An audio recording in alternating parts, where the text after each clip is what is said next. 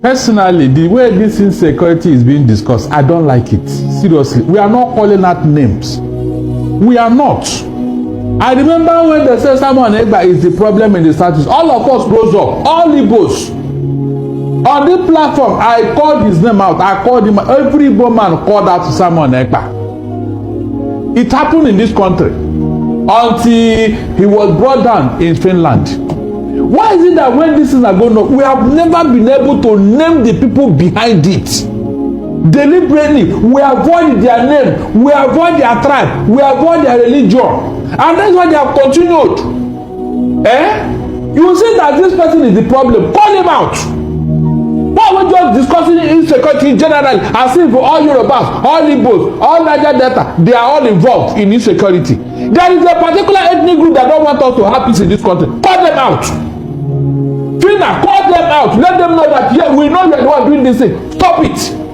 Every time when they look at the people like Atiku and other talking, don't they know who is behind all these things? Don't they know? Please, don't they know? Have they called out their brothers who are behind all this and said, look, stop this thing you are doing? Under Buhari, what did he do for once? Until meanwhile, he knows that the Fulanis are behind all these things. And we say, don't call Fulani. Then are you going to call me? Hold on, are you going to call me? Hey, if we don't want to discuss, let us leave it now. Let them continue what they are doing. Why are you people hiding the truth somewhere? The Fulani, I don't know where they come, but they're all Fulanis. They want to invite them into this court to come and kill us. And their brothers are aware. The people that invited them are aware. So why are they complaining that we have insecurity? And you cannot tell that you are behind this thing. It is you. It is you that brought this in. Why not go and call back your mad dog? Because it's the owner of the mad dog that will call the mad dog to order. All right. So the activities of Fulani Herdsmen in Nigeria now has reached the point that what we hear on radio and TV in Nigeria every day is, Fulani Herdsmen kill 50 people in Plateau. Oh, Fulani Herdsmen kill 80 people in Benue. Oh, Fulani Herdsmen kill 100 people in Yobe. This is what we hear on television every day. Today is what? Today is Thursday. Today is Thursday. Now, let me tell you that on Monday, about 50 people were unalived in Plateau State. On Tuesday, another 30 people, more than 30 people was unalived in Benue. Yesterday, Wednesday, people were unalived somewhere in Kaduna. Are you aware? This is what we hear. And of course, today being Thursday, before the end of today, you will still hear another story of people that was unalived. And I can tell you that these numbers they are giving us are just a kind of head count. You know what is head count? They will just come and look at the dead bodies and say, okay, it be like saying now 50 the day, it be like saying now 50 the day. They will just say 50. But if you critically count the numbers, they might even be more than 70. That is what we are seeing in Nigeria every day now. And nobody cares to ask, who are these Fulanis? Who is sponsoring them? How are they operating? Nobody cares. Nobody cares. But when it gets to our turn, let me start with the issue of Mazen Nnamdi Kanu. When Mazen Nnamdi Kanu started, in fact, they rush, they proscribe him. Oh, a terrorist. Yes, they proscribe him. In fact, one of the charges that Mazen Nnamdi Kanu is facing in court today is that he's a terrorist, that he's the head of terrorists and he's operating a terrorist organization. In the same way, one of the charges that Simon Ekpa is facing today is that he is operating a terrorist organization and he is funding terrorism. Listen to that one, that he is funding terrorism.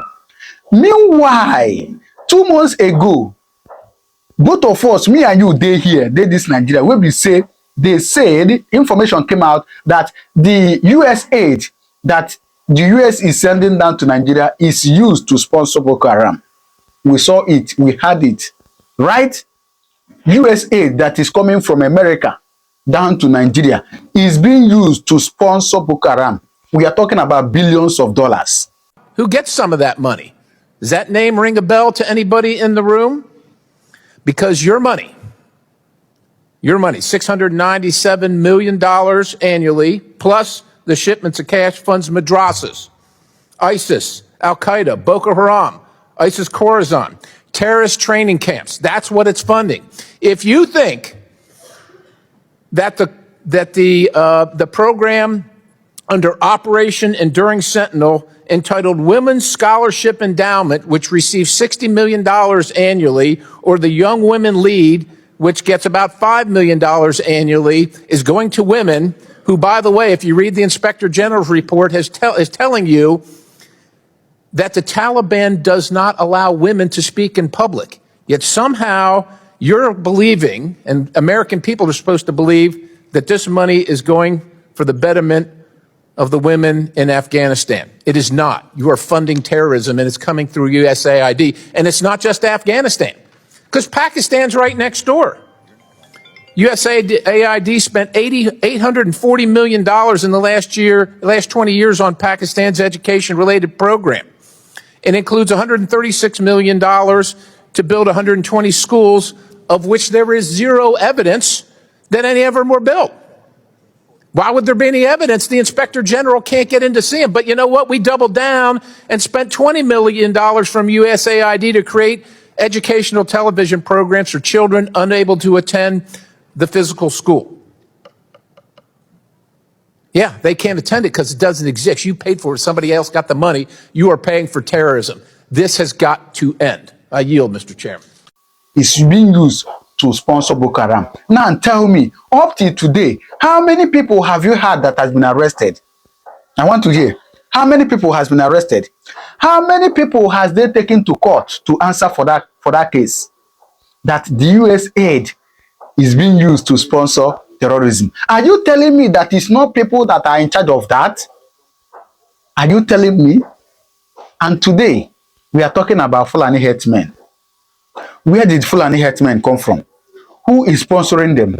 The gun they are using, the bullet they are using, who is giving them? Who is sponsoring them? Sometimes we see them on TikTok. They will float money everywhere. They will tell you they have money. Where are they getting those money from? Where? The government don't care.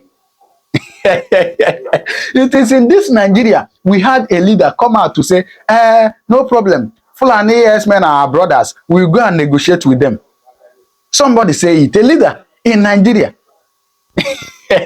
Somebody also said that Boko Haram, those terrorists of Boko Haram, is their brother, that they can go and negotiate with them. Their government should just give them all it takes.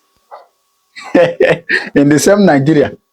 But somebody who is trying to protect his land, somebody who is trying to protect his people, is being charged to court for terrorism.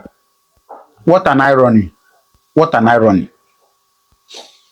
Oh, it's just unfortunate. Very, very unfortunate, honestly speaking. Sometimes I tell you, I think about the things that is happening in Nigeria, and I will be like, God, how did we end up here? God, how did we end up here? As all these things are happening now, every day, Fulani Herdsmen is causing mayhem. Every day, Fulani Herdsmen. The president of the country is nowhere to be found. The vice president is nowhere to be found. Please, as I always say, on this channel, we don't insult people, we discard or we don't promote crime. What we always promote is peace. However, in promoting peace, we must talk reality. Oh yes. For people that will see this video as a video that I'm used to insult people or talk about the government, I'm not talking about anybody specifically. We are talking about the realities that is happening in Nigeria. Now, my dear friends, I will allow you to watch this video that our brother Barrister Darlington did, where he spoke the truth. One of the things that also made me to love this man is that sometimes he speaks out and he speaks the truth. So please take a little time, watch this video, and maybe you understand more about what is happening. And if this is your first time coming across my channel, please do not forget to subscribe. All right? Please watch this. Please don't let know. Have they called out their brothers who are behind all this and say, look, stop this thing you are doing? Under Buhari, what did he do for once? Meanwhile, he knows that the Fulanis are behind all these things. And we say, don't call Fulani. Then are you going to call me? Hold on, are you going to call me? Hey, if you don't want to discuss, let us leave it now. Let them continue what they are doing. Why are you people hiding the truth somewhere? The Fulani, I don't know where they come, but they're all Fulanis. They want to invite them into this court to come and kill us. And their brothers are aware. The people that invited them are aware. So why are they complaining that we have insecurity? And you cannot tell that you are behind this thing. It is you. It is you that brought this in. Why not go and call back your mad dog? Because it's the owner of the mad dog that will call the mad dog to order. Barrister, it's interesting that, but right now, it's not a northerner that is in office. So why? I mean, Atiku also said something. He said, look, that the president should take decisive action. So if Atiku is saying take decisive action, why do you think the president is not doing so? Hold on. I have just told you here. Jonathan did the same thing. What happened? It was part of the reasons why the North hated Jonathan. You and I saw what happened now. Okay, what effort have the Northerners made? Yeah, this thing is very rife in their region there. Mr. Moses, tell me that definite effort, frontal effort the Northerners have made concerning this particular group of people. It's not about the Northerners. It is about them. The Northerners are not the president is not from the North. The president is being called upon to take decisive action. Are you serious? Shouldn't the president take decisive action as against us looking at the North? No, let them start it. The same way he told Muftuan to take control of what is going on there. You think if Tinubu should take that action you are talking about now, he would remain in that office? Hold on. Or you think we don't know what is going on? It has become a weapon of what? Demand. Whenever you are not dancing to their tune, they will unleash this mad dog against you. They did it to Jonathan now. Why will shy away from the truth here? It has become a weapon of demand. If you don't give up, then we'll allow our boy to do whatever. You have what Sheikh Bumi said here. That anybody that attack the bandits, in fact, there are good and bad bandits. Now, that we should not attack them. When you're limiting it to, they will unleash them to attack people. Now, you recall that this attack does not just happen in one place. It is now cutting across every part of the nation. It's happening in Sokoto State. It's happening in Zamfara. You bring it back again to Ondo. It's happening also in Ebonyi and Plateau. You are talking. Why are we limiting it to Who are the people doing all these attacks everywhere? Fina, who are the people spreading all this terror all over the country? Who are the people? You can see now. You can't even answer. You can see. Why can't you call those people to order? Why can't you call them to order? They are the ones doing all this all over the place. Their people are aware. You think they don't know what they are doing? They kill one of them. Kill one of them and see their reaction. Yes. Let us get something. Get it clear. What we are asking is it in the place of Atiku? Is it in the place of Northern Elders Forum? Is it in the place of Arewa Consultative Forum to stop terrorism in the north, in the country? Or is it in the place of the president of the Federal Republic of Nigeria? As it is now, since they don't want anybody to touch them, then they should do something about them. So are you saying that they are more powerful than the Nigerian state? Mr. Okoro, who brought them under here? The control of the president? Who brought them here? Is it not a fact that they are the one that brought them here? Is it not a fact? No, is it not a fact? I want us to they should return them where they brought them now, so that we can have peace. Who should return them? Are they the ones that should return them, or the president? It is the people, because they have used it to intimidate the Nigerian state. That is why whenever they operate, nobody arrest them, nobody say anything. Are you saying that the Nigerian state is more like overwhelmed? Ask Tinubu. You heard what Sheikh Bumi told you, that anybody that attack them, they will not vote for him. Barrister Dani, they said Barrister Dani, is the North more powerful than the entire Nigerian state? I don't like you to go through that, Mr. When you know the truth, don't shy away from it. They have already said it. They have said it. That was part of the arrangement. Why don't you just react directly to the question? Do you think the North, are you saying that the northern elites are more powerful than the Nigerian state? Do you need anybody to tell you that? They have said it. What? Look, oh my God. Mr. Moses, please, let us not shy away from the truth. They are. Pure evil, they are. They have proven it in so many ways. Mention anything that involves any of them that was taken serious in this country. Mention anything that they have done and they did not get away with it. Mention. And you are still asking questions. So in your they have told you. In the popular Nigerians. I want to ask a question.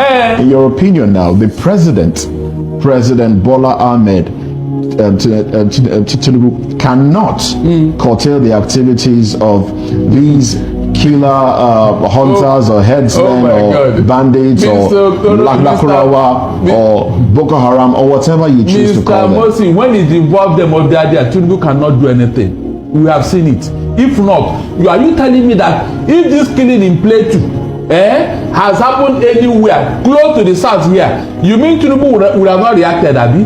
Are you serious? No, answer that question now, since you are trying to defend the indefensible here. No, I'm not defending. So I'm telling you now, yes, it is obvious. They have claimed to be the owner of Nigeria. They have said it. They claim to be, that's why they do whatever with impunity and arrogance, violating our laws. Barrister, check the reaction that we got from what happened in Uromi in Edo State. There was also killings in Edo State. There was also killings also in Enugu State, in Hamufo to be precise, and what happened also in Uzuwani. And, what reactions have we actually gotten from the president, with all these pockets of killings that we've recorded? You said what reaction? He only reacts when it has to do with you here, or you just keep quiet. And you only keep quiet when the people that are having upper hand. I say, go and kill one Fulani Herdsmen here. Right. Go and kill one person. One more question before we move away from this conversation. The president, when he declared a state of emergency on Rivers State, he did say that the governor did not come to ask him to declare the state of emergency, and so he was taking it upon himself to declare the state of emergency, seeing that things had degenerated in the state. Now the president is being called upon by different actors to declare a state of emergency in areas where there is insecurity. Do you think he should declare a state of emergency? Did you even see the statement he put out when the first killing happened in Plateau? He said that it is an age-long thing. I reacted over that statement just a few days ago. It is an age-long thing, so he cannot solve the problem. That there is not a question of insecurity. You had all this. He said he cannot solve the problem. Did you say that? Yes. Now that's when he said that the governor should take over for a serious matter like this. Interpreting that. Yes. Now that's it. Something that it's your responsibility to protect life and property. That's what you want to. And now something has happened, and you are now telling the government, whom have no power to even command the CP, the commissioner of police in the state, and you are asking, go and do something. Go and do something. Is that how to solve a problem? The one that you took over in Rivers State, who called you to come and declare state of emergency? Who called you? Who told you? Now that there's a backlash. Is it okay?